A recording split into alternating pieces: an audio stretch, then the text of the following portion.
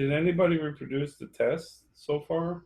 Hi everyone. Hi Stefan. The recording has just started, so we're starting our FESIG meeting. Welcome everyone to the 38th FESIG meeting.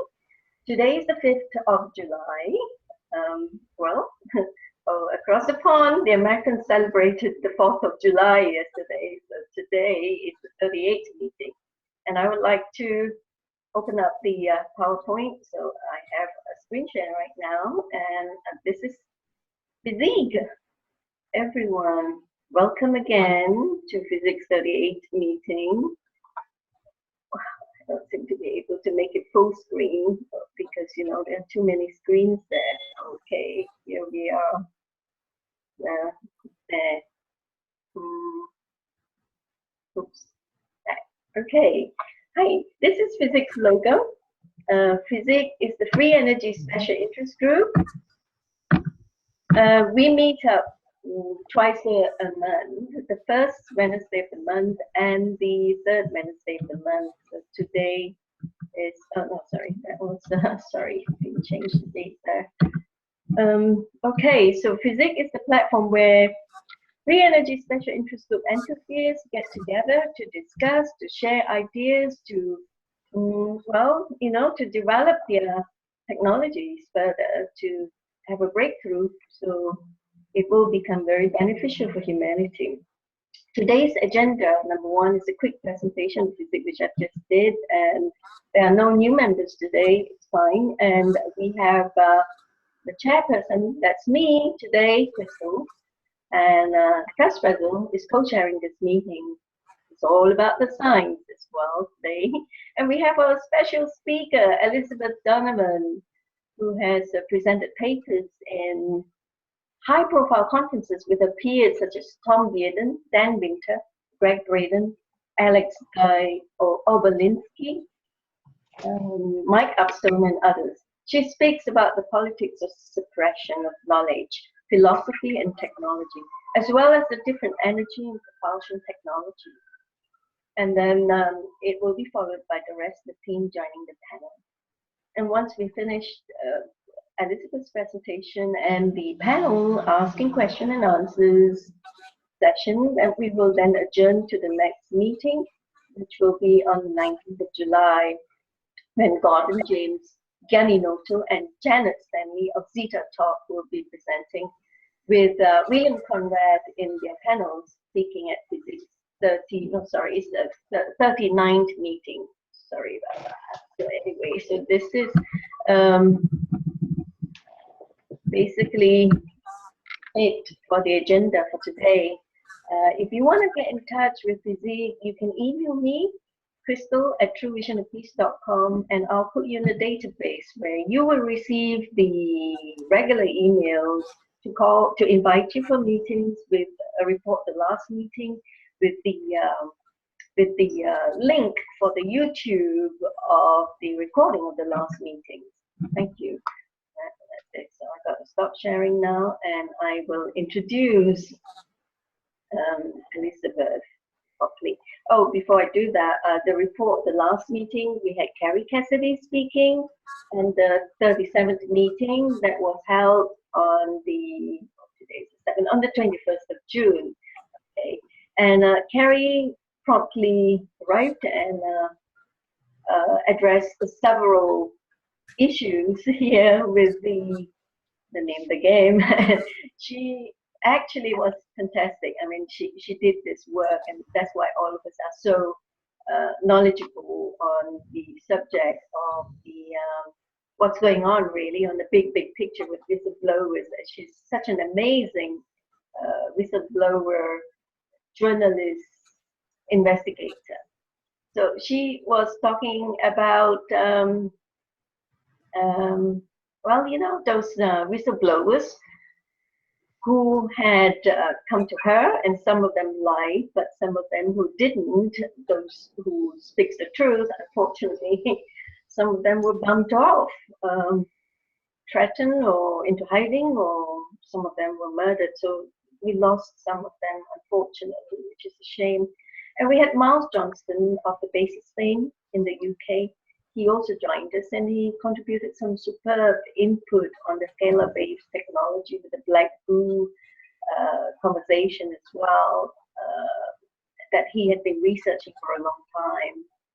So there you go. And we brought up how the subject of how Kerry was told to talk about when she was attacked by scalar weapon on the 11th of May 2015, and that was you know, strange, because we are experimenting with scalar waves anyway when we are making our magraph devices, and with the GANs and the nanotech and plasma tech. So that's why we had to bring this subject up. Right, and we have James Ring talking about ACIO's Monarch solutions, well, Monarch solutions, with the wing makers coming into the picture as well. So there you are. And this is just a very brief report of the last meeting. And now we have Elizabeth with us. I would like to present her properly. Elizabeth has scientist parents, and they had instilled in her at an early age an early interest in the various sciences, apart from the esoteric philosophies and purpose of life. So Elizabeth is well-rounded, where science meets spirituality kind of upbringing. And she's well qualified in electronics, statistical process control, statistical quality control. She designed different consumer-grade items for various companies. She's into Arduino programming and self-taught in CAD and 3D printing. And she majored in physics with a minor in chemistry. So she can then collaborate in a line of natural skincare products with her friend. She's also very experienced in nursing and well-versed in emergency medicine, as well as home health care. Presently, she's consulting in various topics, including alternative energy. She has presented papers in high-profile conferences with her peers such as Tom Dearden, Dan Winter, Greg Braden, Alex Guy Obolensky, Mike Upstone, and other notables in the field. The current focus is in the direction that society is taking, and the politics of suppression of knowledge, philosophy, and technology. The paper is about the possible solution, plan for implementation of alternative or vacuum energy.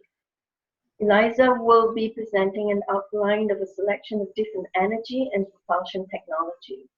Her next talk, she's got so much to share that I thought, it's good that Elizabeth speaks again after the next meeting.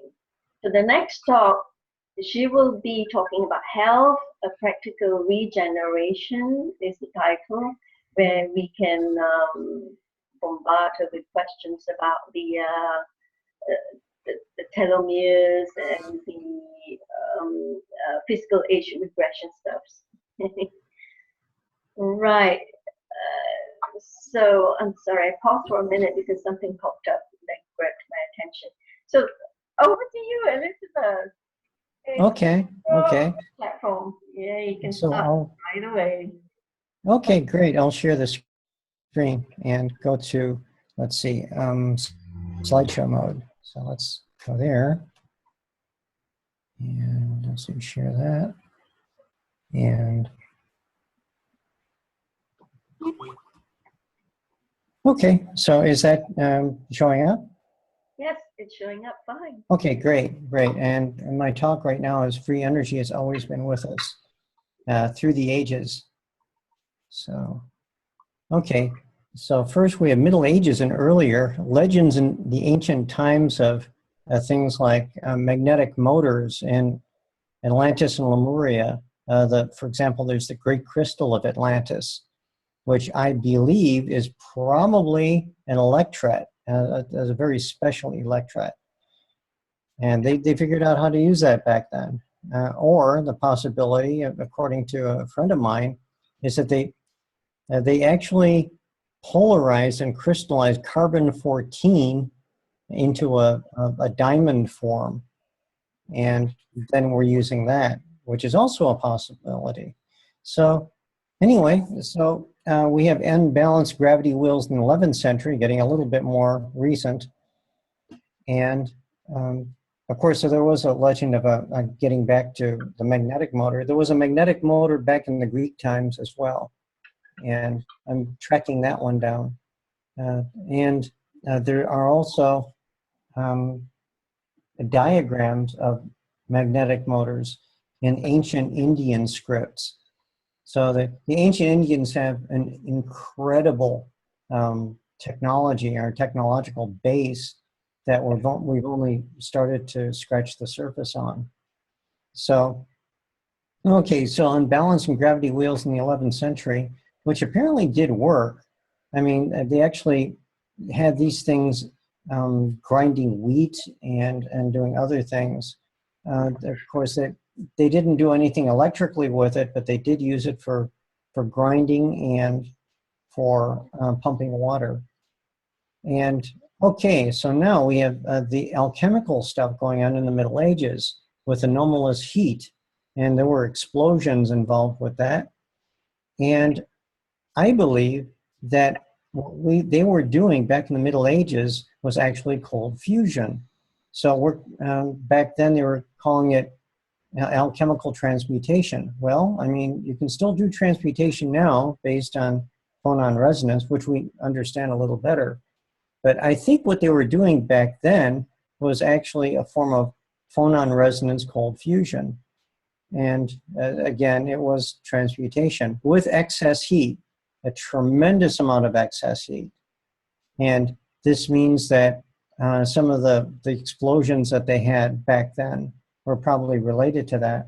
And alchemy or cold fusion, well, potato, I would say cold fusion. Phonon resonance, well, what phonon resonance is essentially is it's a longitudinal resonance that occurs from nuclei to nuclei and within the nucleus itself. And what this means is that the nucleus of each element rings like a bell. And in chemical compounds, then it's a combination of different resonances together. And you can actually do signatures based on that, and kind of a tricorder kind of device, which is what some friends of mine are actually working on now. And I can't really name names if they're within my confidence. So, I mean, they're doing it.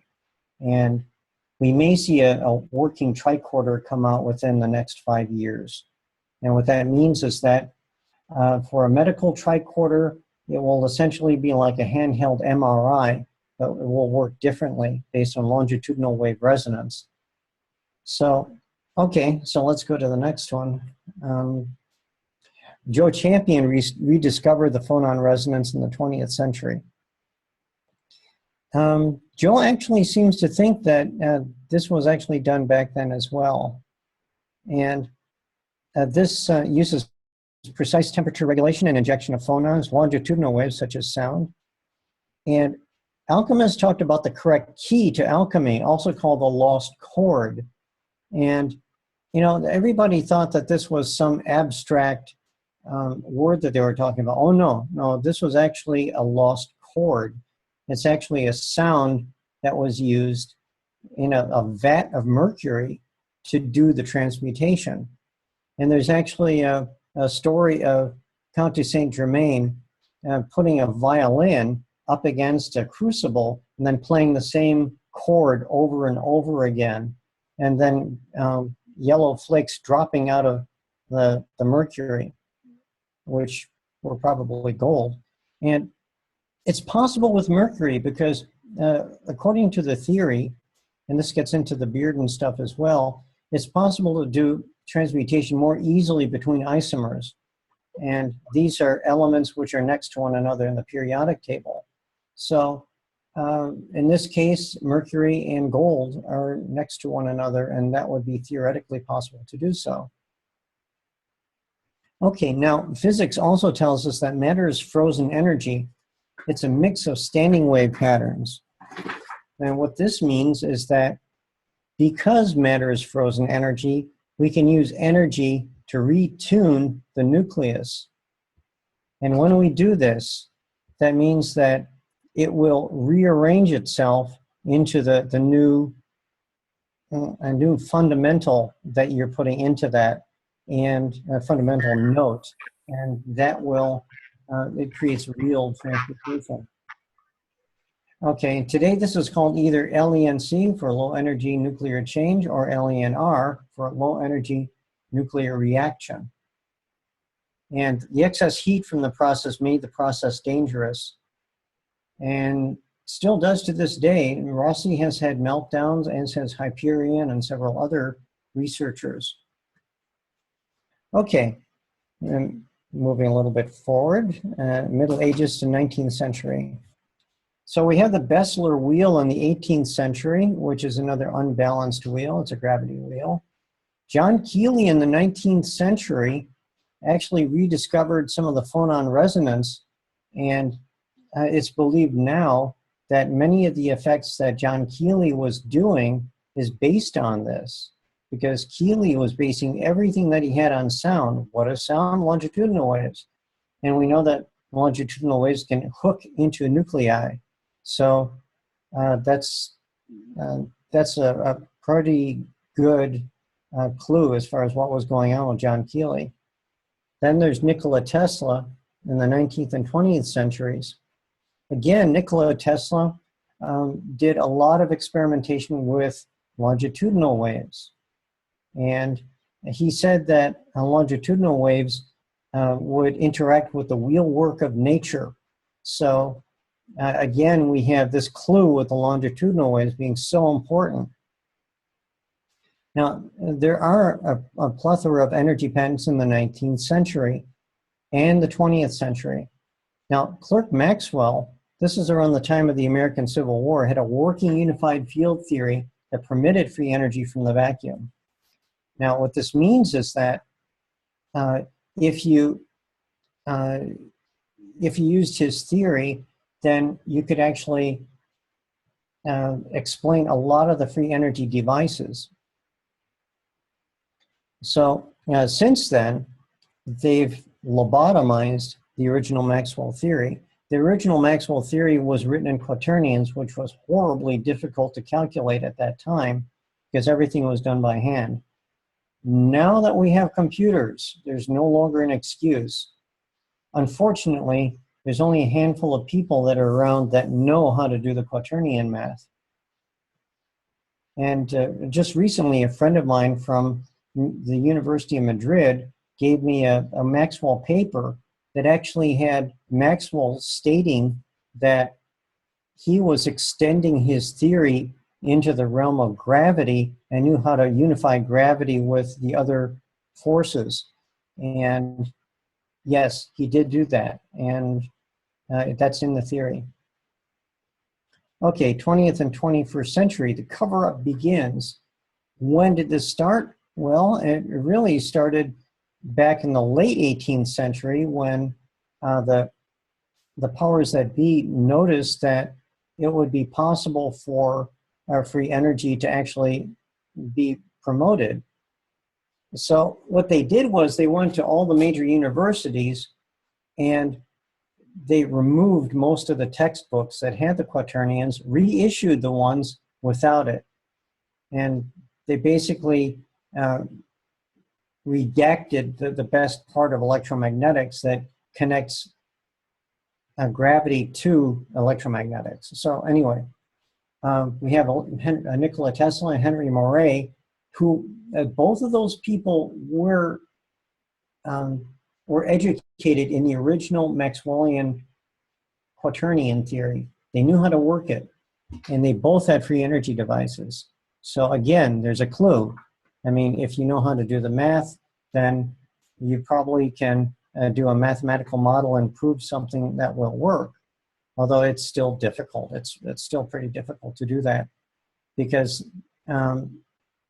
even though Maxwell had what he believed to be a complete theory at that time, now we know that it's got a few holes in it, which we need to find where the hidden variables are. And this is dealing with vacuum resonance again. Okay, so Oliver Heaviside buries Maxwell's original theory. Heaviside, according to some researchers, was actually financed by both Rothschild and the Rockefellers to write the redaction, and that is the simplified theory, which is in use now. And that's the one where you cannot put gravity back into the theory.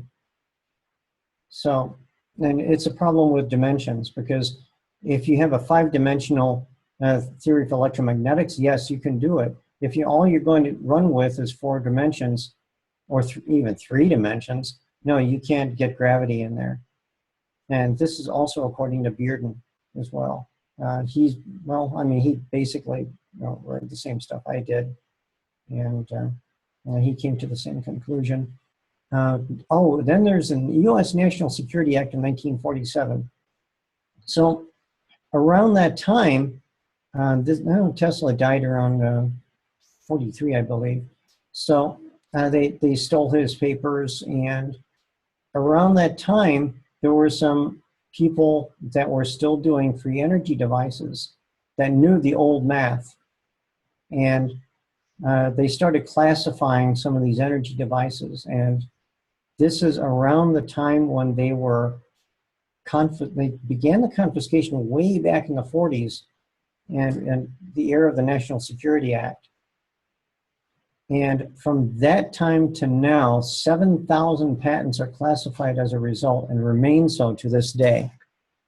The governments are discovered to be corporations, and conflict of interest runs rampant. What I mean by that is that with the governments being corporations, they can do the same tricks that corporations would pull. And so they're basically,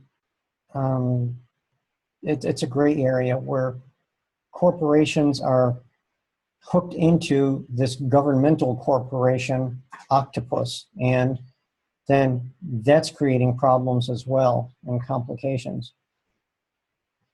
Okay, now 21st century, push comes to shove. We're beginning to rediscover the classified inventions. And because what's happening is that not only are the notes becoming rediscovered, including some of the Tesla and the Maxwell notes, but there are people that are coming up with the same concepts. And this gets into Rupert Sheldrake's morphic resonance. And I have, you might kill the inventor, but not the idea. And the reason being is Rupert Sheldrake's morphic resonance. Because if this morphic resonance for a particular concept is in the vacuum, it's like, matter and energy can neither be created nor destroyed, only changed in form. In this case, that energy, that pattern of energy is always going to be out there. So you can't kill that. You can suppress it, but you can't kill it. And people are coming up with these concepts over and over again, and they're playing whack-a-mole because they can't win. They're finding out that these concepts are just popping up all over the place. Okay, so getting into Homeland Security, and I mentioned this before, this is used to harass inventors. And I have personal experience with this, many others have. And the ones that do any kind of alternative energy, advanced alternative energy in the States, have to remain quiet. Because once they come up with a substantial amount, then they get the knock on the door. So, and I know about that, and several others have as well.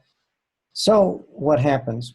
Well, the inventors begin to go to friendly countries. Jerry Decker, the late Jerry Decker, he recently passed away, was one of those people. He went to Guadalajara, Mexico. Several other people are leaving. And then the question becomes, was Ayn Rand right? Do we need a Galt's Gulch? I believe the answer is yes. And that's something that I would like to discuss with Crystal. I think we do need to have something like that and have a safe haven or a sanctuary for the creative people that are acting as receivers for this information. Yep. Then, yeah, I had been discussing yeah, go ahead. that, and we need a Faraday cage as well. Oh, definitely, definitely.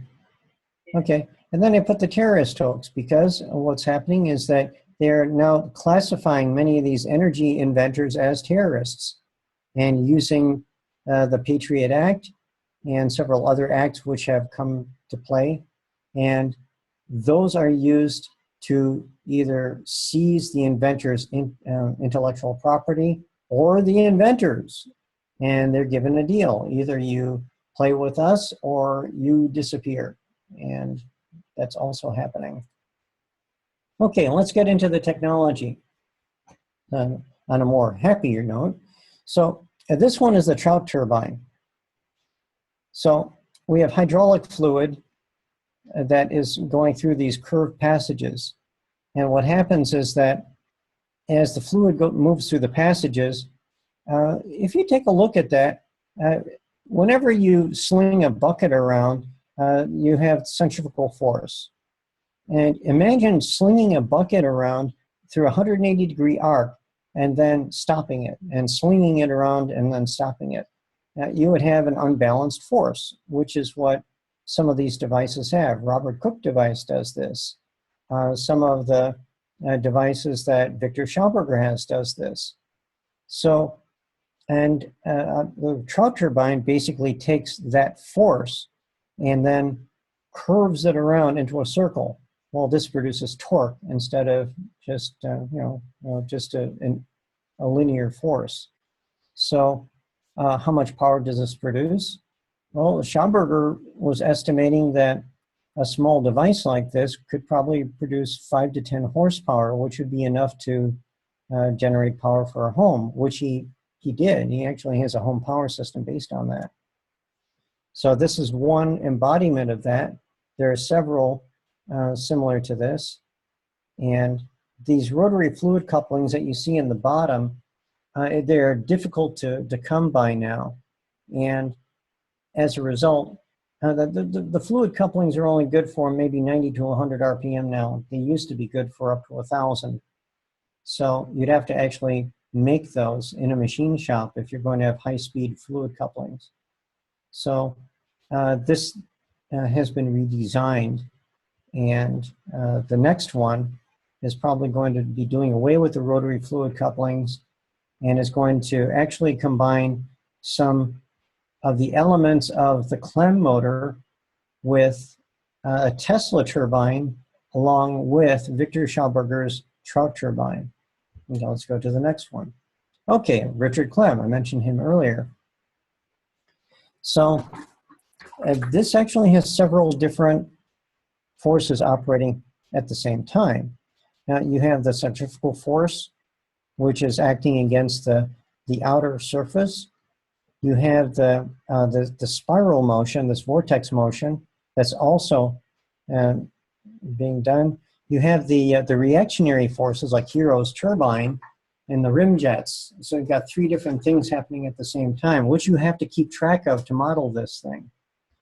So the story is that Richard Clem actually has this thing buried underground in Texas. You can actually still hear this thing running. That this thing is encased in a concrete chamber, and you can actually hear it running underground. So it'll keep running until the bearings wear out.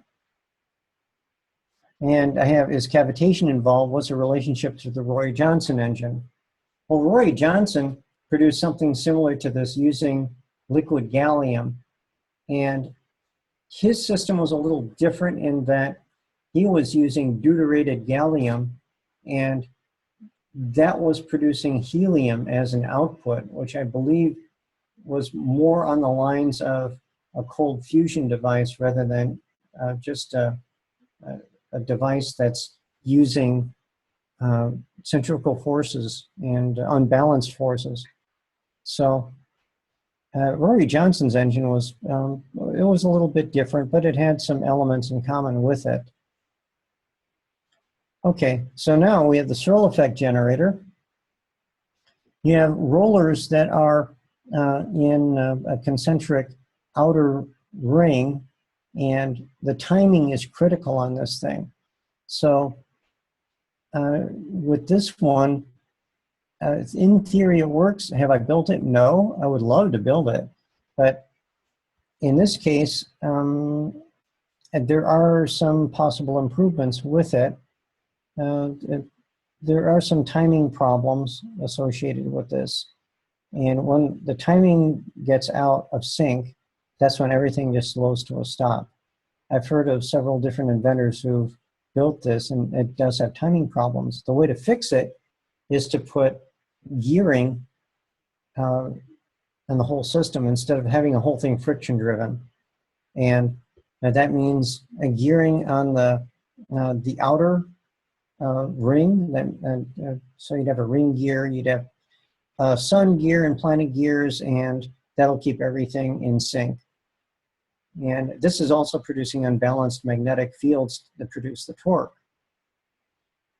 And Searle didn't include the speed control. You don't see a speed control in this one either. That would have to be included at some point. So then there's a Carl Schaefer steam generator.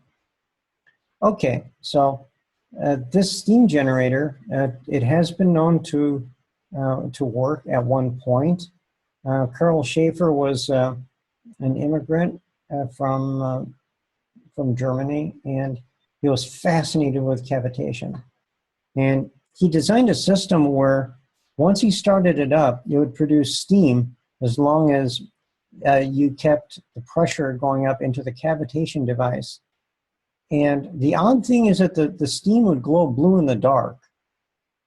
And the more heavy water that he had in there, the better it would run. So I think it might be something to do with the deuterium oxide component. And would it work on cold fusion? Maybe. Nobody's ever analyzed the output product. They just tried to sell it.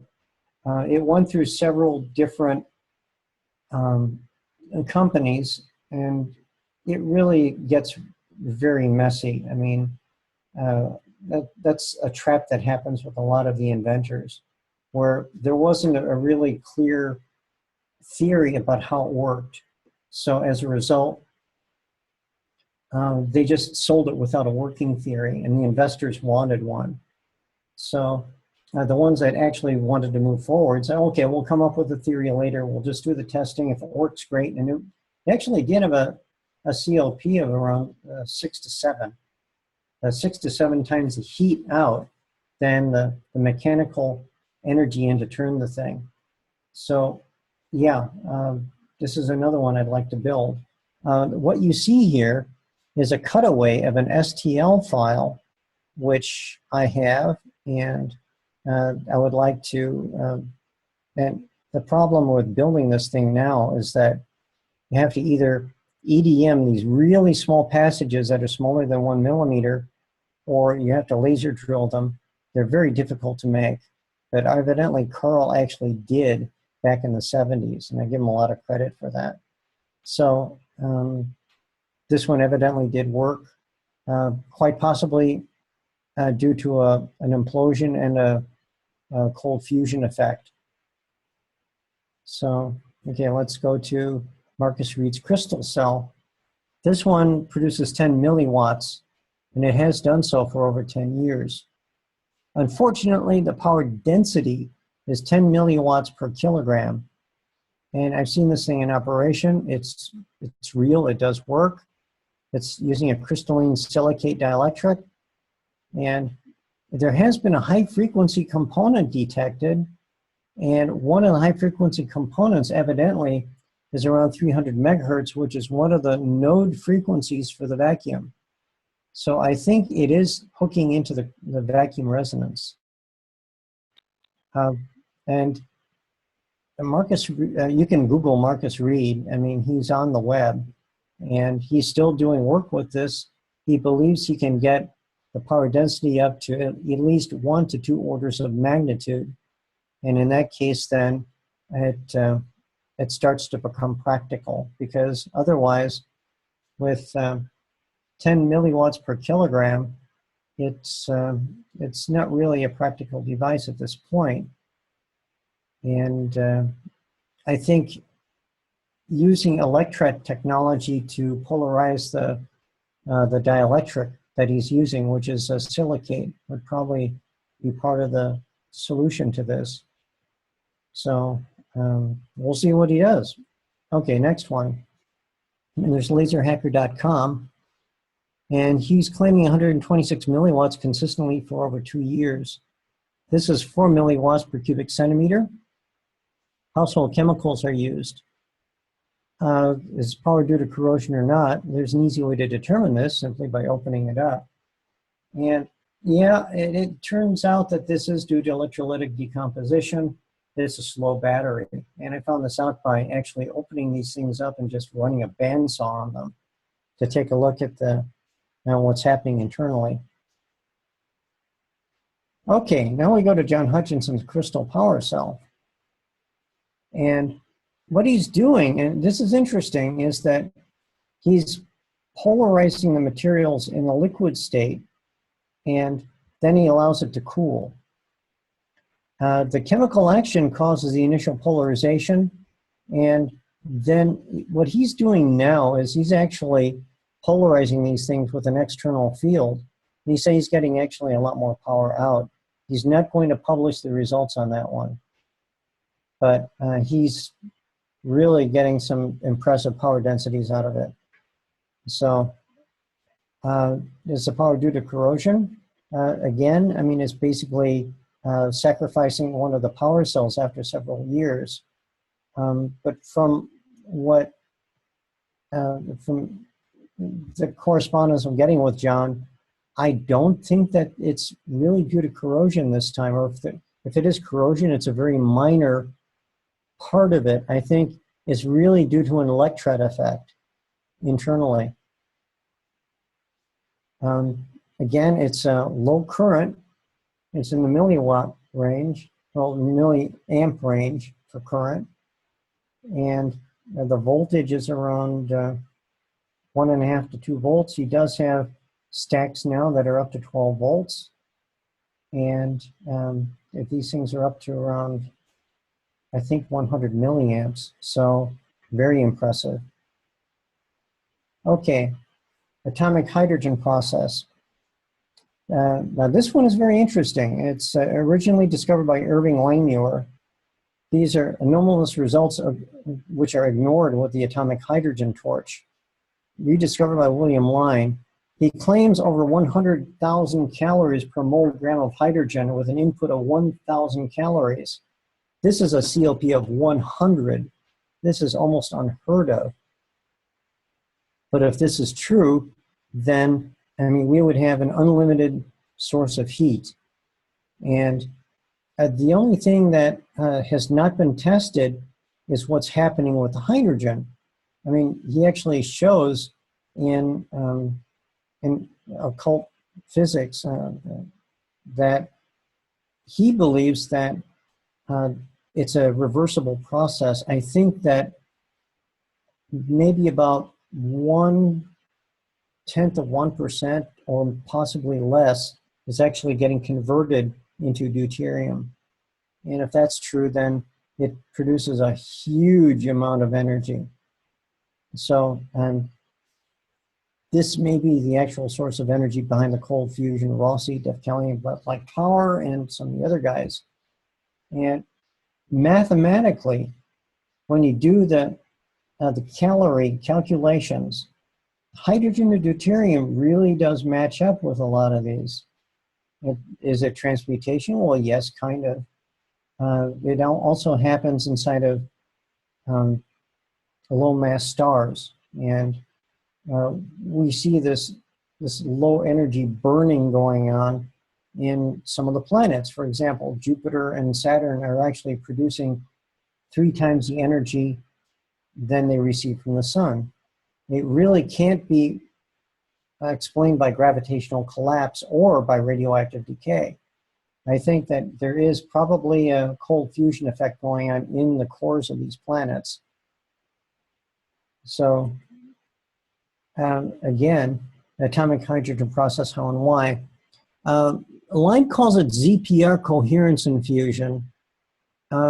Is it working that way? I think there might be a fraction of that happening. The ZPE theory is advocated by Randall Mills and Blacklight Power, calling it the Arduino theory. The fusion theory is much clearer and more likely to be accepted by physics. Again, hydrogen into deuterium. Cold plasmas exhibit anomalies but do not produce significant heat, such as PAGD, pulsed abnormal glow discharge. In this case, they've noticed a yellow film on the inside of some tubes filled with mercury vapor, which has been already analyzed, and it's gold. So it's mercury to gold. The astrophysics community knows of these anomalies, but they don't report it because, I mean, they're actually ignoring the cold fusion theory in stellar power production. So I think it would be a more complete theory if they did include it. Okay, now we go to George Egley's carbon fusion system. It has a COP of 2.0.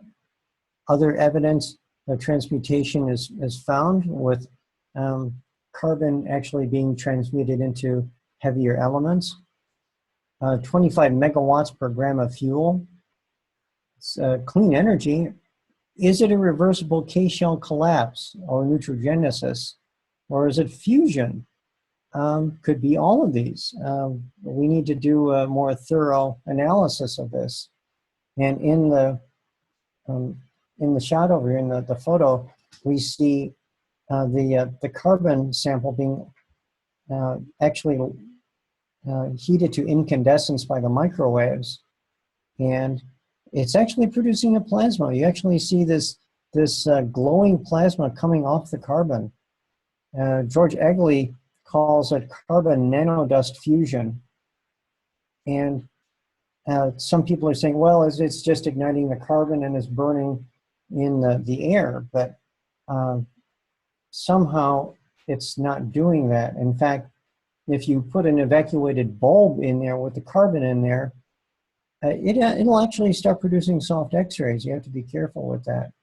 And that would be a signature of some kind of fusion effect with a higher energy going on. Okay, so we go to Rossi's ECAT nickel fusion system. It has a COP of 6.0, nickel to copper, 25 megawatts or more per gram of fuel. Gee, where have we heard that one before? Clean energy, as long as nickel-59 is avoided. Nickel-59 is highly radioactive, so we have to avoid that one. Has a longer half-life than plutonium, but we don't want plutonium either, so we want to avoid that. If the nickel-58 is used, reaction chain is complicated. There are rumors that Rossi is using specific isotopes and avoiding nickel-59.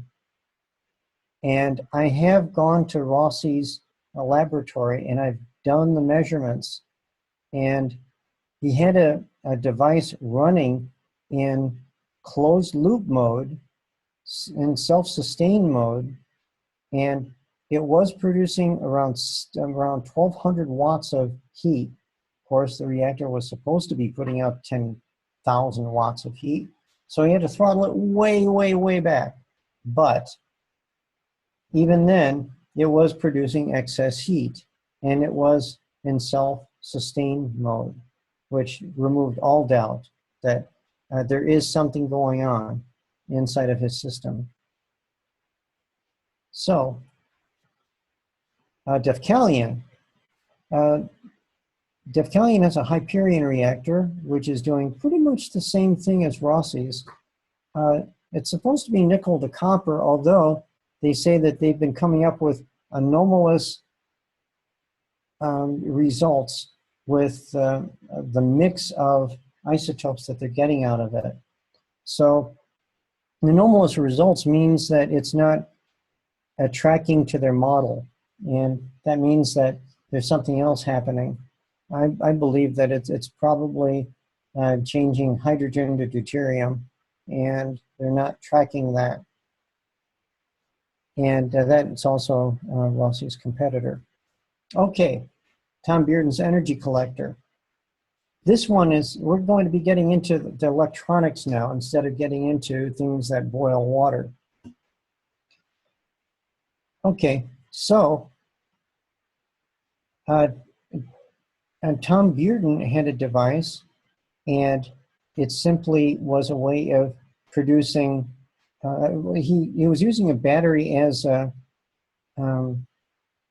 current-free potential.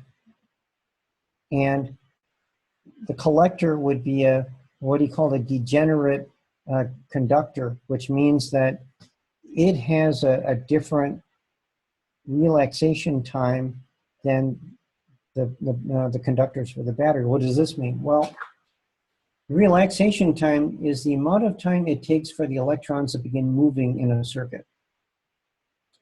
So if it takes longer for the electrons to move, then you could switch it into the circuit, this external switch it back to the load, and then because there's no current flowing in that collector, it starts moving from the collector into the load after you switch out the battery.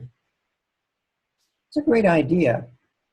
And the collector in this case, well, he really didn't say what the collector was made of. He just said, okay, it's just it's like an oxide of copper and a few other things. So, okay, well, there are some permanent batteries that are made out of several oxides. So is it actually using something similar to that? That's another thing that we need to experiment with. But there is a way of implementing this, and it doesn't require a permanent battery. It's this. And what this is actually taking two electrets. Again, imagine using the silicate permanent battery that is polarized as an electret. Okay, electrets have current-free potential. I mean, they're horrible batteries. They don't produce any current. They're current-free potentials. But they are a source of potential. You know, it's a phi dot. I mean, it's in physics, it's supposed to be useless. You can't do anything with it. But what would happen if you hook this thing up to an external current source? And by doing that, I mean, one thing about electrets are basically just capacitors that are polarized. Capacitors pass AC, they block DC. Okay, let's put AC into it. There's a particular way of putting AC into this where it's always going to be forward biased. So that means that it's going to allow a current to flow through the circuit, and it will weld the current with the phi dot potential. So you have 12 volts in. Okay, so the electrets have a 12-volt potential across them. What comes out? Well, I mean, you've got 24 volts because you have 12 volts added to that. And now what happens is you have a COP of 2.0. And that COP will rise proportionate to the amount of voltage that's on the electret. And there are some high voltage electrets which will shock you. They can have up to 12,000 volts potential. So I'm just making this simple right now. And just as an example, this will produce a COP of 2.0. And I think this is where we can actually take some of these permanent batteries that are essentially current-free potentials and weld that with a known current and get an actual over unity out of them. So let's move forward. Okay, Charles-Flynn transformer. This is power from asymmetric magnetic fields. So what this means is that you have two magnets, and it's inside of a magnetic core. And what this central magnetic field winding is doing is it's moving the magnetic field back and forth between the two cores. Now, in theory, this will work. I haven't built this one. Some people have, and they're claiming that it has an over-unity effect, but not very much. That's something else that needs to be worked on. In theory, when you do the math, this thing will actually have a CLP of 2.0. Okay, now this is another device. This is getting back to Nikola Tesla. This is one of Tesla's devices. It's actually a 3-core system. So it's a capacitive tape-on core. The capacitor is wound in such a way that, now normal capacitors, when you hook them up, there's sum 0. There's no magnetic field coming out of them because the two currents are moving in opposite directions, so the magnetic field that it generates sum 0. So you don't have any magnetic field. Tesla figured out a way of getting a B field out of it that is actually vector sum non-zero. It's vector additive. And what this means is that you have a capacitor that produces a magnetic field. So what you do is you take the capacitor and you have that hooked into this other output coil, number 2, or you can hook this into the number 1 output coil, one or the other, not both. And it has to be balanced, so it's in resonance. Okay, now this is where things go really sideways, literally, because what happens is that you have a feedback effect between the tape-on core and the output that builds over time. It's an undamped oscillation, and that means that it's kind of like the troops going over the bridge that causes the bridge to collapse. If you don't have any damping, then the voltage rises, and it keeps rising, and it keeps rising until the capacitor fails. And that's what's happened in the lab. This has to be redone. And it failed in a most spectacular way. And it shows that this one needs to be rebuilt at some point. So, and then there's Clementi-Figueira. Okay, this is bypassing lenses law. It's a brilliant theory. And essentially what this does is he's using a mechanical switching device to actually produce a stair-step wave that rises and falls alternately between the two coils. And he discovered a way of bypassing Lenz's law so that the back EMF from the output is shunted in the coil that's on the low voltage side. I have built a circuit with basically just a 4013 flip-flop, and the CLP doesn't go above 0.35. Now, I didn't replicate the exact circuit. That's waiting for parts, but I'm not giving up on this thing just yet. Just doing the square wave evidently is not the way to go. This is probably something that Tesla was also involved with, because Clementi-Figueira corresponded with Tesla. And this is what they came up with. This is a 3-core transformer. It's using 2 DC sources for the input coils. The output coil in the middle is AC. It's a funny looking waveform for AC, but it's AC. Now, there have been different experimenters since 1908 that have tried to replicate this, but They haven't done any testing. They basically put this thing together in the bench and said, oh, look, it's lighting up an LED, and that was it. They haven't tested the output of this thing. This time around, it will be tested.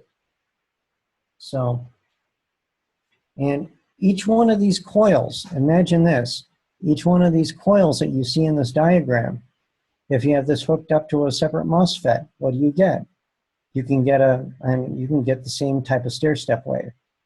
So that's the way to go. And several other people, including Patrick Kelly, who's written the book on these devices, he's recommended doing that as well. So sounds good enough to me, so we'll try something like that. Will it work? I'll find out. Doesn't work, try something else. No, I'm not that emotionally involved in it. Have to be objective about this. There is a certain philosophy for all of these devices.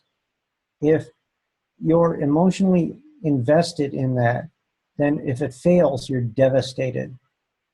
And so you have to remain objective about all of these. Because if you're not, then it's an emotional roller coaster that you can't cope with. So objectivity is the best way. And of course, a scientific method requires that. So we're going now to the Tesla switch. Self-recharging batteries, is it possible? In theory, yes. Okay, it was originally mechanical, developed by Nikola Tesla around the same time as the Clementi Fugetta generator you saw earlier.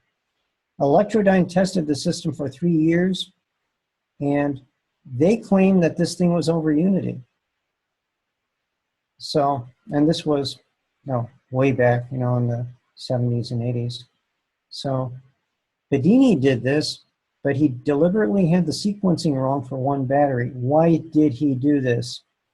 Reason being is that he had a working unit when he went to one of the Tesla conferences, and he was threatened that if he ever tried to promote this system, that they would come after him and his family. So he deliberately changed the schematic, and he had the one battery in the wrong sequence. And this is why Bedini dropped the work in the Tesla switch and went to the Energizer, because the Energizer does not have a COP greater than 1.0. Several people have built the Energizer, and they've reported the same thing. I've done the bench testing on this thing. It confirms that Bedini did do a sequencing error deliberately. Can this be replicating using today's tech? Yes. Can the sequencing be fixed? Yes. We know where the sequencing is wrong now. The output is 400 hertz AC, and the voltage is bank A minus bank B in parallel, which is 24 minus 12 or 12 volts. So you basically just have two batteries at 24 volts, charging two batteries in parallel that are 12 volts, and then you swap that. And it just keeps, switching back and forth at 400 times per second. And that's how the thing works. I tried something similar to this with some electrolysis units. And what I've noticed is that there is a vortex motion that's going on between the two plates. And in the electrolysis system, I've noticed that the pH goes down. And it goes down, way down. I mean, we're talking about a pH of 1.0. I mean, the water actually becomes saturated with H+. And you can actually take a strip of metal, put that in the solution, and watch it fizz. It's impressive. If this is what's happening with the batteries, I can understand how it works. And it has to do with this high-frequency electrolysis. And the high-frequency electrolysis, interestingly enough, is what both Anirudh Puharik as well as several others have used. And Anirudh Puharik actually drove a motorhome over the Rocky Mountains using that system for high frequency electrolysis and for HHO gas. And then, of course, well, I mean, there's several other people who have as well.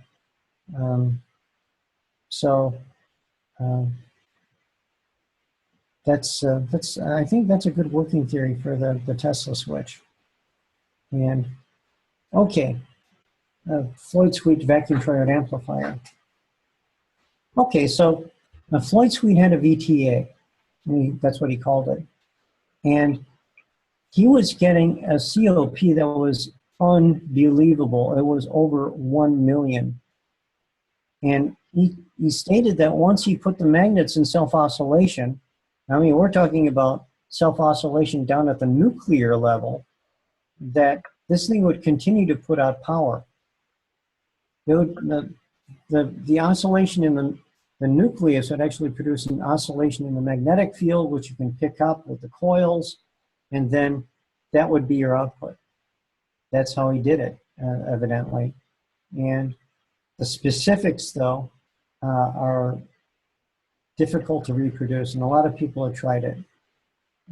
I think it's getting into the longitudinal wave resonance down at the nuclear level for the barium ferrite that he was using. And barium ferrite and barium titanate are materials that you can put into nuclear resonance easily. So I think that's what he did. Okay, let's go forward. Robert Alexander patent. This one is banned in the US. Why? I've known several people that have tried to build this thing. Every time they try to order out the cores for this device, they are approached and told that you're not supposed to build this. So I wondered what was going on with this, and for a long time I didn't really know why, until this was back when Al Bielek was still alive. I took this patent to Al, and I said, Al, what does this look like to you? Why on earth are they banning this thing? He said, oh, this looks just like the generators on the Eldridge. Okay, that's probably why it's banned. I mean, if people start producing temporal fluctuations with this thing, then yeah, I mean, they would probably want to keep it banned. And he did say two things that were interesting, and I can say this because Al has passed on now, is that he said that this thing will produce longitudinal wave fluctuations, and it'll be radiating all over the place. And some inventors that have actually built devices similar to this.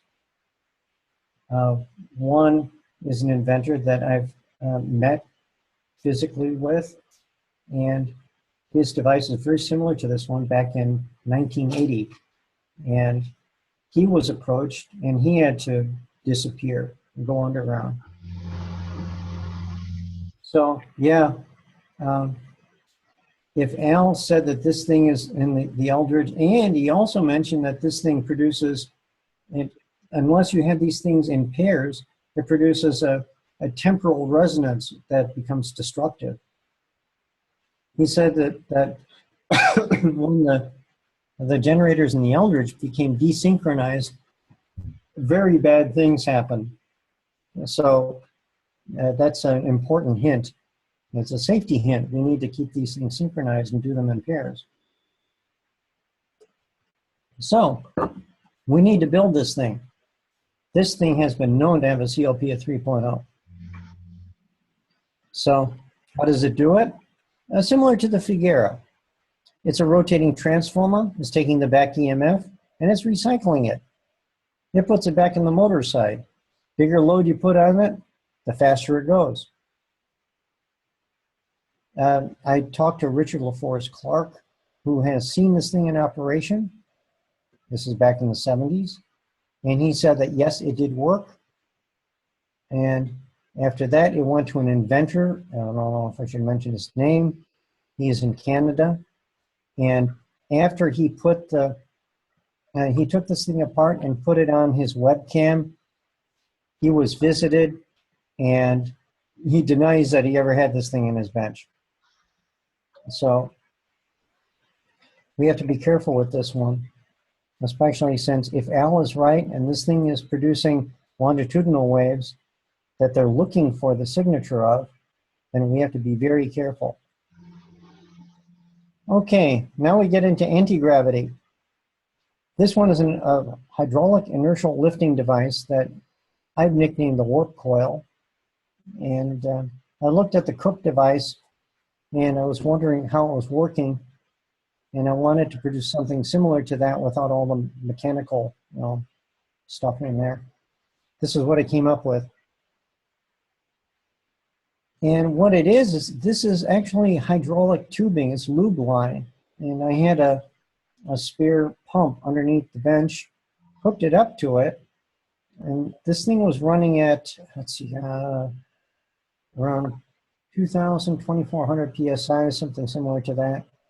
And the pump had a capacity of around 2 GPM. And this thing lost 23% of the weight. And when you flip it upside down, it gains 23% of its weight. And this is because of that middle loop. It's unbalanced. The centrifugal force of the high pressure, high velocity fluid going through the line produces an unbalanced centrifugal force, which is non-compensated, and that produces the effect. Very simple, no voodoo involved. It's all just simple physics.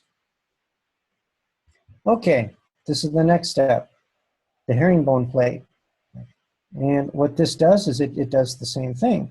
And so essentially what you're doing is you have several smaller loops, and what you're doing is increasing the velocity, and it's non-compensated. And this will also take a hydraulic pump to operate. So this one will probably be 3D printed, and after we get a hydraulic pump to operate it, it will take this one is going to take a Tesla pump to run it. It's going to take more horsepower than just a small log splitter pump. So it's going to take probably 1.5 to 2 horse to run it. After that, I can find out how much it's going to produce. The Excel spreadsheet indicates about 400 pounds, or a little bit over, around 200 kilos of lift. If that's going to be the case, I'm going to be dancing around the lab. But we'll see. Anyway, that's another theory. And all theories have to be validated, and we validate them by building them. And so I'll prove that later. And this is the application of the warp herringbone, warp coil herringbone tech. And we can put these in flying vehicles. And yeah, it can probably be used as such. Here's the interesting thing is that it turns out that plasmas actually have a higher velocity than just normal fluids do. So if we put a plasma into that coil, it will actually have a better effect than just running fluid through it. So yes, they will glow, especially if we're using mercury vapor. They'll glow a kind of a bluish white like you see in there. So maybe Gene Roddenberry knew something. So let's see. Now this is another one. Anti-gravity, hydraulic inertial lifting. This is a constrained vortex, and this is basically just it's a toroid. And I always wondered what kind of effect a toroidal coil would have. And in physics, if you apply a gyroscope model to this thing, a torqued gyroscope, then it tends to indicate that this would have an effect. Initially, I designed this thing as an inertial damper for vehicles, and then this other effect just popped out, and that it would have a directional force component to it. If that model is correct, then we'll see that once we have it built. Okay, now we go to Plotnikov's spinning disk experiment. And the Plotnikov explains it as an asymmetric magnetic field. He used YBCO, yttrium barium copper oxide, in the disk cooled down first with liquid helium and then liquid nitrogen. I think this is due to a locally trapped potential because this has not been published, but he said that he repeated the experiment with field coils around the periphery of the disk. He rotated the field, did not rotate the disk. What does a field coil do? The field coil induces a voltage in the disk. There's a problem here because if you induce a voltage in a superconductive disk, you have two potentials that are equal and opposite that are superimposed over each other in the disk. It's a locally trapped potential. With the two E fields that are superimposed over each other, the E fields cancel out. What doesn't cancel out? The G field that is composing the two electric fields. And yes, in theory, this will produce a directional force. In fact, the theory, the original Maxwell theory, predicts this will be like a gravitational laser. It will produce a coherent gravity field. And phase conjugation in the active vacuum can explain the effects of locally curved spacetime. Yes, that's another part of the theory. It is related to the B-field-Brown effect. And, you know, the B-field-Brown effect has some components that are in common with this. Okay, let's get into the more bizarre stuff. Anti-gravity, the Kolsky-Frost experiment of 1927. Did this happen? I think it did. And this is because of an interview that I had with Jerry Gallimore before he passed away. And I put this in my book, Glimpses of Epiphany. It was also in the Anti-Gravity Handbook. The original source material was obtained through an interlibrary request in 1984. When I moved, I thought, okay, not a problem. I'll just go through the interlibrary request. And at that time, I was in Georgia, so I put it through Clemson University and University of Georgia. They said, you know, this is really strange. You know, the microfiche for the month before is there and the month after before, but September is missing. There's something strange here. So went all over the place, including the Bancroft Library in California. They didn't have it. And they were kind of like the library, they're the go-to library for all this stuff, and they didn't have it. So finally, Hilda Schafranke, and she's the widow of Rolf Schafranke. Rolf was the author of, his pen name was Rho Sigma, and he wrote a rational approach to gravity control. And Hilda said that she had some source material of her husband's and she wanted me to have it. I said, well, what was Rolf planning on doing? And he said, well, you know, when he did ether technology, he was going to expand this thing into a whole encyclopedia set, and this was just going to be the intro.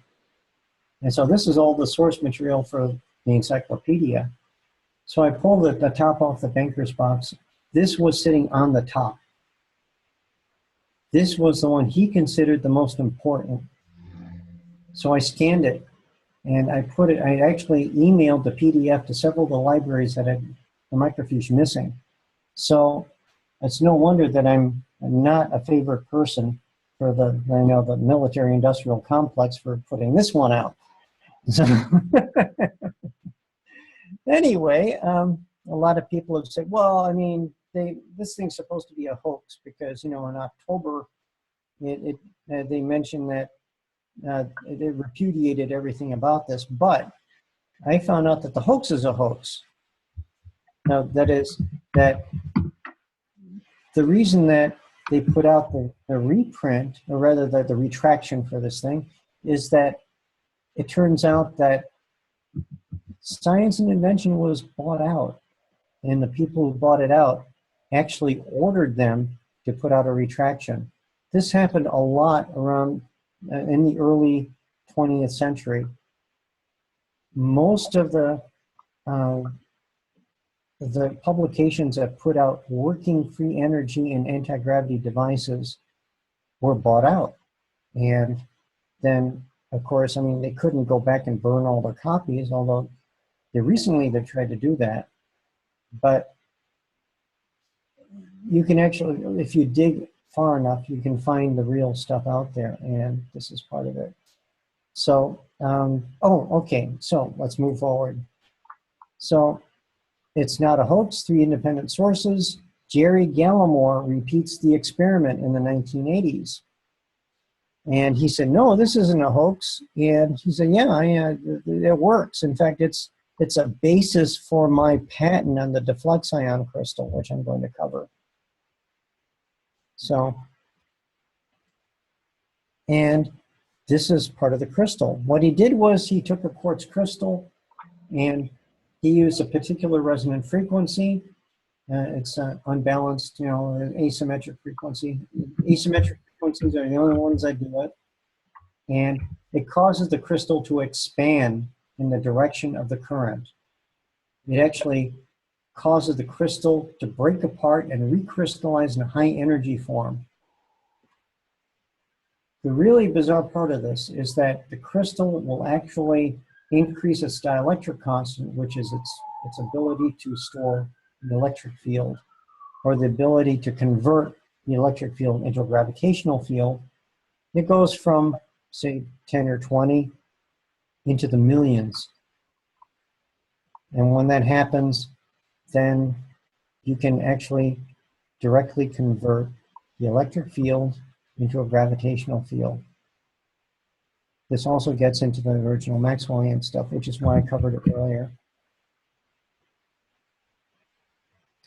Okay, so I think I've covered pretty much all of it right now. Homework, oh no! It's a major compendium of free energy devices. This is Patrick J. Kelly. I recommend this one. Thousands of pages, hundreds of devices, personal comments on viability, because Patrick really does correspond with all the inventors out there, more than I do. And he is the go-to guy for this one. And there's a new edition online. He's downloading this thing for free. I mean, he's not looking for money. He's looking for people to push this technology forward. It has a coverage of historic and contemporary devices. This presentation is a fraction of the devices out there. This book has the rest. So I highly recommend reading this one. Okay, so what are the inventors offering to the world? Unlimited free energy, anti-gravity, personal freedom from corporate control, freedom to create their own future, a time for growth and education, a legacy for our children to be proud of. Now let's look at the flip side. What do the corporate governments offer? Economic slavery, totalitarianism, George Orwell's 1984, a bleak future on a dead world, ultimately extinction. Let's not go there. So how do we find the corporate government's agenda? Research all references to treaties, secret or covert. William Cooper is a good one on that one, with Behold a Pale Horse. Follow the money. Find real history for motives. Talk to the historians. The historians know about this stuff. They really do. They're keeping really quiet about it, but they know about it. And the ones that are the historians that are in the universities, they won't publish anything about this stuff because they know about it and it threatens their tenure. We also need to listen to the whistleblowers. The whistleblowers know about this stuff too. How do we transition to a real civilization? Return control back to the people. Easier said than done. This is one thing that needs to be done. Uncorporatize the governments. Make all those running for public office qualified. We don't need sociopaths in government. We don't need psychopaths. We need good people. So we need to have them qualify. We need to create a body politic that integrates all beneficial technology into society rather than suppressing it. We need to return to real currency, no fiat currency. And does Bitcoin calculate into this? I think Bitcoin may be a part of it. Okay, what are the forces blocking it? Special interest groups. And these are corporations that are allied with the government, the corporate government itself. Corporations with a vested interest in old technologies, such as oil companies. Banking interests threatened by a new real economy, because bankers are invested heavily in the old economy and the old energy. The Illuminati, well, that's being redundant. I mean, they're basically the banking interests. The people themselves also are the force blocking it, because they're listening to the corporate media. They're listening to people that are telling them that free energy is impossible. How do we implement free new energy? We reverse the brainwashing of the public. We teach real science at the universities. We teach real history. How do we get into this mess in the first place? We dismantle the military security state, free up the patents, create an academy of invention to support creative thinking with implementation. We change corporate charters so they once again serve the public interest instead of themselves. We create a lobby for free or new energy in the US. I mean, this is a way of undoing the oil lobby. We create a group for new energy in the UN for international political action. We have a Peace Corps for the GNE that educates the populace of countries on new energy as a liaison. And thank you. And that's about it. Think about the presentation. Thank you. That is superb. That really gives members, enthusiasts in a good general big picture of what's happening in the new energy front, in the free energy front. That is so cool. Right. I actually have a couple of questions before we pass over the baton to Struggle, who's co-chairing this meeting.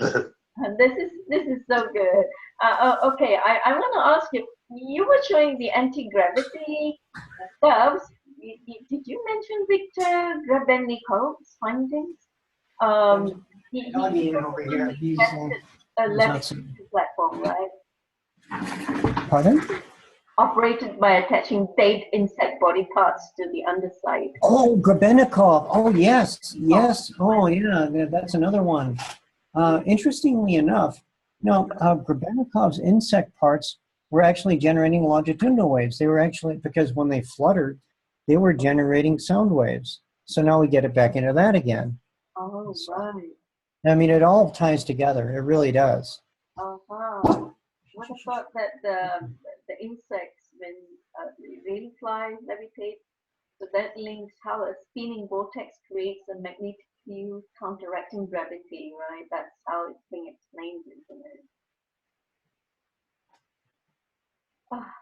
Well.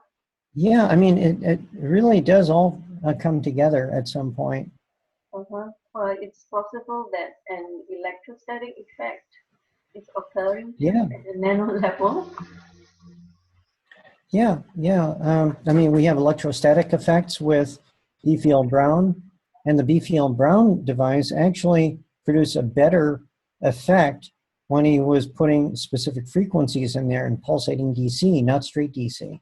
Mm-hmm. And what does it do? Well, I mean, it acts as an electrostatic speaker. And it produces longitudinal waves in between the plates. Mm-hmm. So we get back to that again. Mm-hmm. And we know that gravity itself is a longitudinal wave. So, it all comes back to the same stuff over and over again. You know, it's very thought-provoking, your presentation. I have a couple of questions here. See, whilst we know that inventors are tracking or assassinated, and yet they can't be stopped because they are aware that they are here with a divine purpose. So, that being the case, perhaps, they even risk with the threats and all that, which is so real, So perhaps we can put our heads together here in a group like this to think of a solution. But you had posted in your presentation some solutions in a way. Right, right. That's in politics and energy, and I have that one ready to go now too. I Yeah. mean, I don't want to run over anything, but I mean, it's, Yeah. So, yeah. okay. So actually, we have a lot of work to do in FESIG. It would be so good if we could, have some events put together so we can get together to Oh, yeah, absolutely. Yeah, yeah. And actively. there are people that I know that are working on the funding problem, trying to get away from the banks, because the banks are the ones that are the stopper in the bottle. They do Exactly. not want these technologies to get out.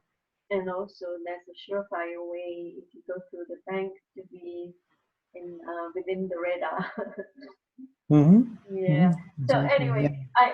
I do call upon you viewers to come forth if you want to support our group. We need donations. Like I'm operating from my own pocket right now, and I don't have any support there. I really truly Yeah. need them. Yeah. And it's the same with me. I mean, I'm operating out of a pocket that has a hole in it. We all do. Most of us here in FESIG do, unfortunately. I mean, here we Yeah. have some of the most brilliant minds like Elizabeth and Press Brezzles, Stefan Fivey, and many others here in our group who can do wonders and make such a huge difference for humanity. So we need your pay forward generosity if we could. We just need to get together, and we must. And when we get together, if you've been listening to all our recorded videos, you know that we're going to make a big difference. The latest Ben Fulford report said the Khazarian mafia is really, really falling apart. Well, that's Oh, I wish that would Has anybody missed the one he put out yesterday? I'll put it on the chat if somebody. Wait, Ron, if they're really defeated and gone right out from our planet, we wouldn't still be like this, the whole thing will change. Everything will be so different. Everything we can see the shift almost overnight. Okay, so it could Right. it could be a ploy to let our hair down and put our guts down, so then we won't be doing anything about it, and so we relax because we thought they're gone. So there you are. Anyway, okay, before I pass the baton to Press Brazil, I have another question. Okay, now we had Stefan just now earlier on, and he said he actually communicated with me before the meeting, and he said that he doesn't like. Actually, I'm offering my business consultation, contribution to him if he likes to, because he has come up with some breakthrough devices and technology. So, but he said no, he's not interested in any business kind of thing. He has been giving it a good thought about how he can do this without the business part. Okay, fine. So we're talking about open sourcing. So, Elizabeth, if you could share some of your ideas of open sourcing the inventions in a win-win plus solution for all, especially the inventor who had worked all their lives to bring the business across. How does one feel about open sourcing? Of course, the copyrights and trademarking and all that, the name has to be there in place, right? Then you open source. Yeah, I know that on some of the inventions that the inventors are open sourcing.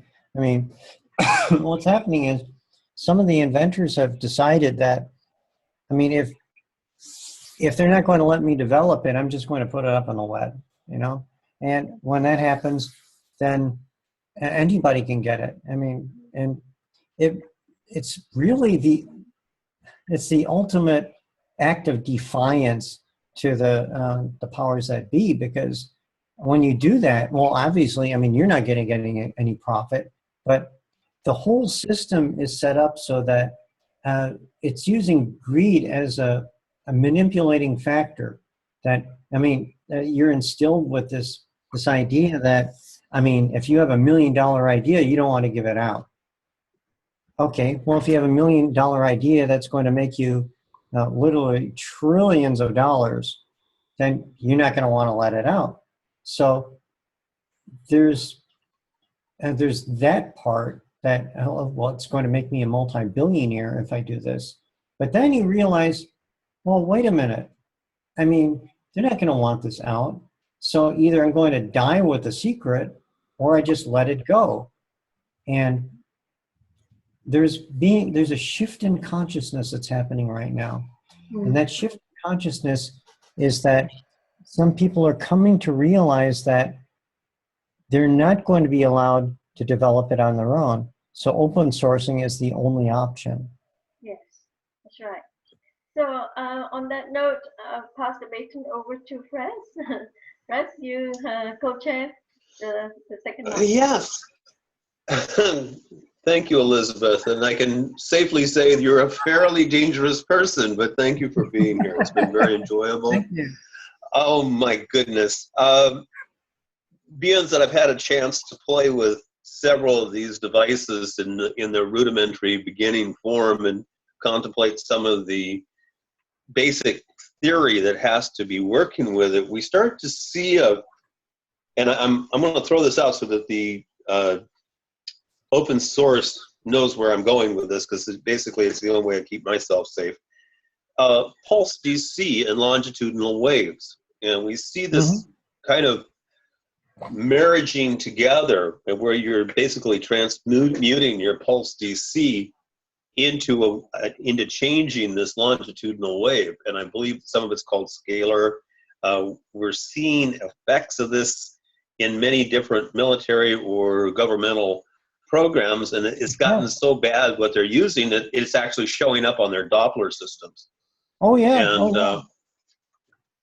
And we're seeing the effect. And the other thing what's really nice about it, and this is what you're alluding to, I think, in a way, is we're seeing this getting out in front of the release before it happens. So it either says, well, we were looking at it, but we didn't think it was important, or yes, this is some new technology we've been working on, or we've been doing some nefarious things, but I'm really not part of it. And it's kind of sidestepping the effects of, either they've been withholding the information on technology they've had for 50 years, or they've been using the technology in a weaponized portion. Right. I think what you and I are looking at. Yeah, go ahead and comment. That's fine. I was just. Oh, I would say both. And I think what also is happening is that there was an experiment using longitudinal waves, and someone had a sample of some nuclear material, and it produced such a violent compression of the material that it went critical. So, so I mean, that's the other problem. And what people don't realize is that the availability of just test material is as close as the old illuminating watches, the little on your dial you used to be able to see. You've got material right at your fingertips, for crying out loud, in a small batch that's sort of safe to handle. But you start throwing the longitudinal waves at it, and you're liable to pick up something more because it's a frequency. Well, you started off your top. Yeah, you're illuminating dials. You're basically, that's one of the reasons why they quit putting them in the watches. You're walking around with a little bit of radiation there, radioactive material. They had radium, and then they went to tritium, which is almost as bad. Hey, we have all this americium around. Let's start using that. And tritium is what they use on gun sights. Yeah. That's it. So sourcing some of this material is actually easier than you think. And if you start thinking along these lines, and all of a sudden you go, wait a minute, we're talking, instead of AC, we're talking pulse DC. Right. And we then start to analyze our circuitry in our houses and stuff, and especially in the United States, our 110 is not exactly a full AC. It actually breaks down to a pulse DC. It's a certain frequency and a certain amount going to ground. So what we looked at in what we were working on is we realized that we had built our circuits backwards. We had started from the source and saying, okay, we want this 0-point energy thing, and then we're going to do X, Y, and Z with it when we get it. And all of a sudden, as we realized that we didn't have a safe system, it was either a runaway circuit or it was highly explosive or implosive. And so we take a look, and I'm sitting there as an early warning to everybody else is look at your circuit from where it goes first. Go to the end of your circuit and work your way backwards through it instead of the other way around. So that, in fact, you can play with simple DC components. And this is what Stefan's been working with. And it took me probably 6 months to go, well, you know, I don't quite understand Stefan, but I'm putting a, you know, kudos to him is that he looked at it and said, look, I may not have the source right now, but I need to know what it does once I get it. And I think it was a very good point that he was alluding to, but wasn't quite explaining. And it took me another 6 months to come to the point of realizing that we built the circuit backwards in the construction of it. Yeah, and it's interesting to note that some of these free energy devices that use pulsating DC, well, including the Gallimore patent that's using pulsating DC. So, I mean, that's how important all these are. And let's see. I had a question on the warp coil that you showed. And is that a rotating, or is that a solid state? Oh, it's solid state, yeah. Oh, okay. That was I'm sitting there going, because some of them, you know, and then we get into the early 30s, they were using basically, you know, rotating magnets and rotating fields to, you know, a mechanical rotation and then harvesting off of that or trying to convert into anti-gravity that way. And the stuff that I was looking at, I'm looking at the same thing going, there's more in the line of solid state, but then it was like the horse in front of the cart and the cart in front of the horse, and which way do you know, throw the grain at the dang thing to make it work?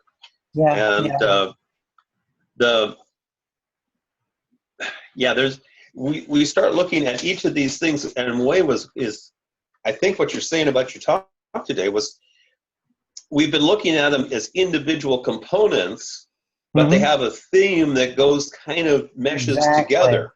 Yeah, they all come together at some point. It was such a good learning session here, Elizabeth, because not only do you introduce the different types of inventions by the renowned inventors, you also make a comparison and you also make an analysis of how this works and how this doesn't work and why and all that. That is so amazing. Thank you, Elizabeth. Oh, you're welcome. Elizabeth, what was that one you were talking about where they were experimenting with capacitors in a lab and something, what was it you said? Something in your brain or something? That was, I think that one was the electret, or... Oh, is that what it was? Yeah, either that or the B-field-Brown effect, that's another one. Electrolytic. Yeah. Oh, well, there's the electret, yeah. The electret, and that's fascinating. And that how you make that is essentially, well, the secret behind making a really good electret that does that. You know, what you would do is take the same technology that we use right now to make PTC thermistors. PTC thermistors basically have a barium tightening with a conductive powder that's in the matrix, and the hotter it gets, the greater the spacing between the powder particles that are conductors, so that the resistance goes way up. Well, actually, you know, that would be to our advantage, because if you can, in the process of making this stuff, if you can polarize it in the high resistance region, and then you bring the resistance down, assuming that the field doesn't quench, then what you're going to wind up with is an electret that now has a low internal resistance. Now, when you're making a battery, the first thing you want to do is reduce the resistance as much as possible internally. So with D cells, that sort of thing, it's about 10 ohms for an internal resistance. But the electrodes out there have huge resistances, and some of these permanent power cells out there have as much as 1,000,000 ohms resistance. I mean, that's not really practical. Well, because it produces heat, is that why you have to reduce the resistance? Well, what happens is that with an electrolyte, you heat it up to polarize it, and then you bring the temperature down. But the problem is that if it heats back up again, if it overloads, then it depolarizes. Yeah. And they found this out in the 1920s. You were saying the electrodes are another name for battery capacitors, is that right? Yeah, the electret is the electric equivalent to a magnet. Oh, okay, a magnet. Yeah, so it has a permanent electric field. Yep. So you can actually make electrets that you just stack them together, and then they add just like batteries do. So you can have electrets that are in thousands of volts. And there was someone that I talked to once and said that the military was experimenting with one of these things because they had this long rod, about 1 meter long, and it had all these things at the end of it, and they would have one lead at the end of the stack go to one electrode, another to the other electrode, and this thing was basically like a permanently charged kettle prod that would charge itself up about once every 10 seconds. It was a stun rod. So the military is experimenting with these things, but they weaponize them. Right. They weaponize everything. Peter Fickner here, our host for Zoom, and also Daniel, if you have any questions before the rest of us continue with what we want to say. Peter. Hello, everyone. Hello. Peter here, because Piotr is really confusing. So Peter will be much easier. Hello, guys. Thank you, everyone, for attending this meeting. That's really nice of you. And I did those crystal power cells actually myself in person. Okay. I've got all the chemicals at home. I've checked it out, and I found the biggest issue, okay, with homemade batteries. First of all, when you're making such batteries, that's chemical batteries, and I've got a chemic here, who's after the chemical school and who's in a profession of chemistry as well. Mm-hmm.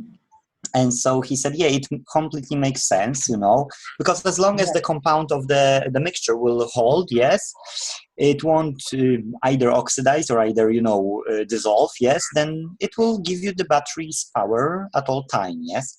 Mm-hmm. Now, there are two types of these batteries. One, you can have less power because molecules will be not that closely by each other and you don't preheat it, okay, the mixture, right. You don't preheat borax and other stuff inside, because borax need, I think, only about 70 degrees and it's melting. And if you can melt it, then of course it will be more effective, yes, to use. Mm-hmm. But there is another problem. The problem is, surface. Surface is making it with a bigger amperage. So if you're using like this guy was showing, what you showed, yes, on the video, mm-hmm. The surface of the copper and inside was magnesium, yes, the core, the magnesium rod, it has a list of surface. And if you open, for instance, Tesla's battery, the Panasonic ones, then you see it's like a mile, long, maybe not literally mile, but you get my idea, yeah? It's really long, and try just, Google or on YouTube, that people are opening these batteries. So we need to find a way to maximize the surface. And then probably, yeah. Well, that's the whole thing, because it's easier said than done, whereas I've tried that. And the best way would be to have a, let's say, like a tile of copper and a tile of magnesium, yes? Or we can try even other metals. I'm going on a bet that different metals will work as well because I've tried them, yes? So, of course, stainless steel we will avoid, yes? But we might have a zinc, yes? Or we might have a different kind of metal which will work as well. It's just the difference of potentials in between these two, copper and other, yes? And so the problem is how to get maximum, maximum surface while still, while still not having as a totalness not that big. That's the whole problem. And I can't overcome this obstacle. Maybe any of you know how to do it, because I can't roll it how the Panasonic batteries rolled, yes, in Tesla batteries. Yeah, what they did with the Tesla batteries is on the micro scale, they actually cut ridges into the electrodes. And so they increase the surface area that way. Okay, well, that I'm not familiar with that one. Yeah, that's one way of, it's actually capacitor manufacturing is the same thing. They do the same thing where they increase the surface that way, the surface area. And then there's the folded electrode, yes, where you actually fold the electrode around to do that. And that's a little bit more difficult, but that's possible. The laser cut for the surfaces of the electrode, that's kind of, it's a little bit more difficult. You have to get the laser cutting machine to do it, but that's one way of accomplishing that one. I was thinking as well, that maybe instead of laser tech, maybe take the ordinary 3D printer and make a mixture, not plastic, but plastic mixed with graphene or make it with some other stuff, and then you can have a really thin surface, If you get the compound properly done, yes. So instead of plastic, inject something in this 3D printer, which will be flexible, yes, like in these batteries. You will be able to fold it, and then and then maybe this way would overcome this obstacle to make it homemade. The first thing that comes to mind, because I do 3D printing here, is something like Filaflex, which is an elastomer. Well, I was thinking to change the component, not use the UBS or PVC, the regular plastics, but make your own one. Yeah, you'd have to get an extruder to do that, and yes, exactly. Which is not that complex actually at the end. Yeah. I know that they also. Oh, go ahead.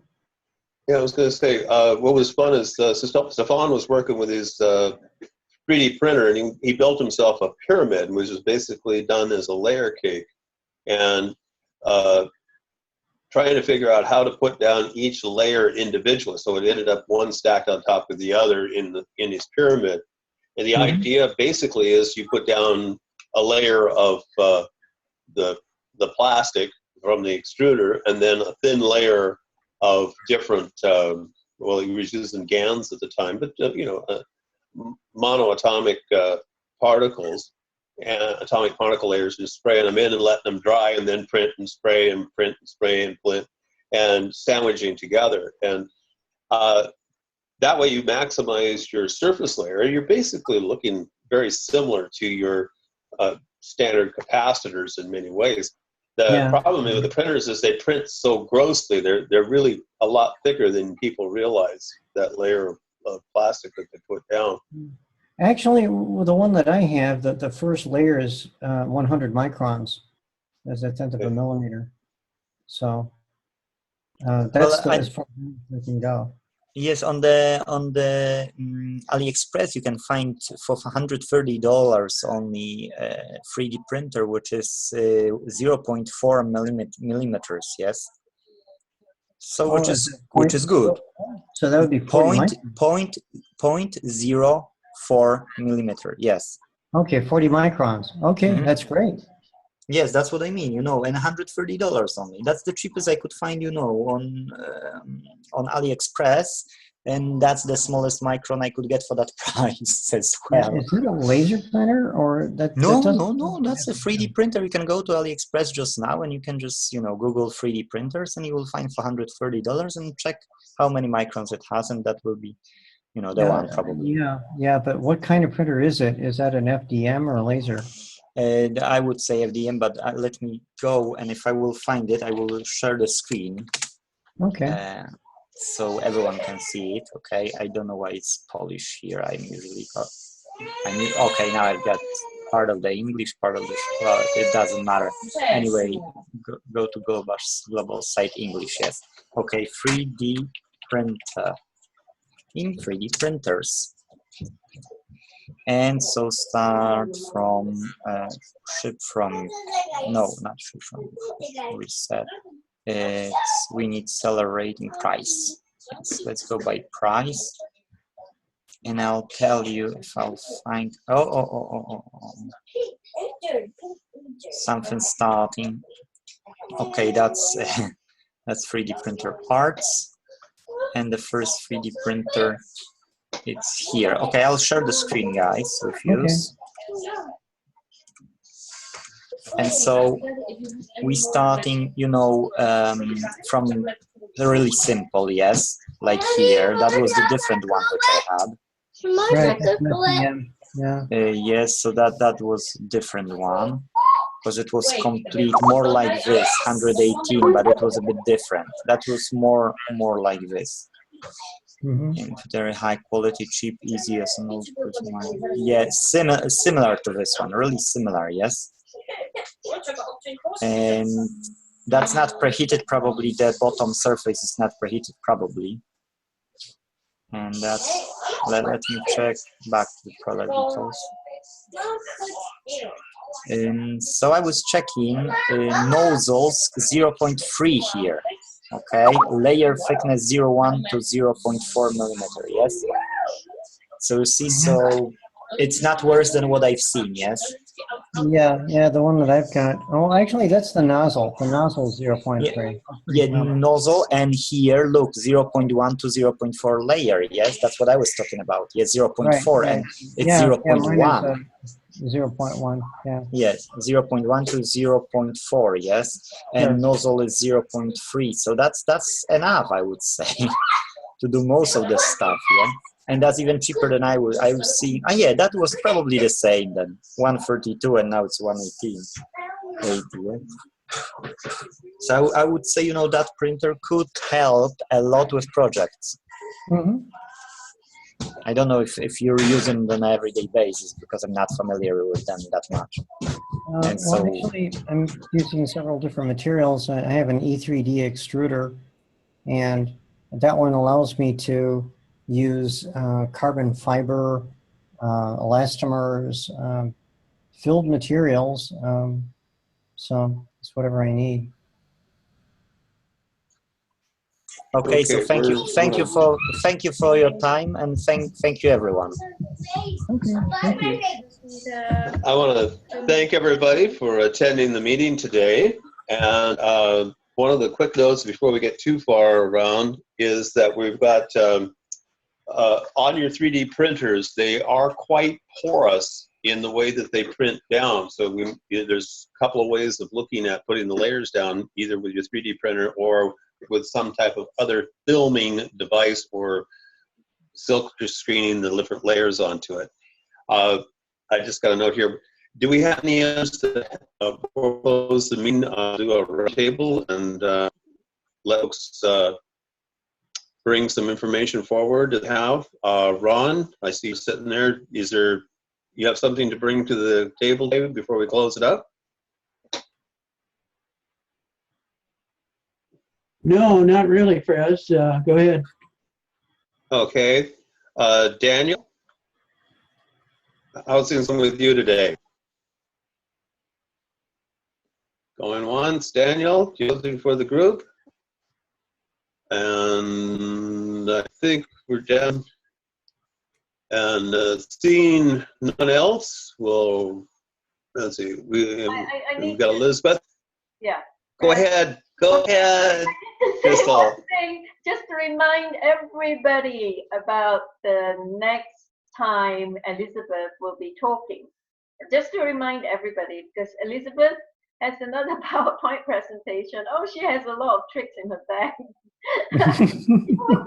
Thank you. She will be presenting an outline of a selection. Okay, that she has just done. Okay, and she will be presenting. I have the politics and energy. Yeah, the meeting after next. The next meeting we will have the Zeta lady, Janet, talking, Stanley, and her husband, Gaminoto, James Gordon Gaminoto. So, and then after that, Elizabeth will be coming back, and she'll be talking about health-related technology. That is practical regeneration. That's the title.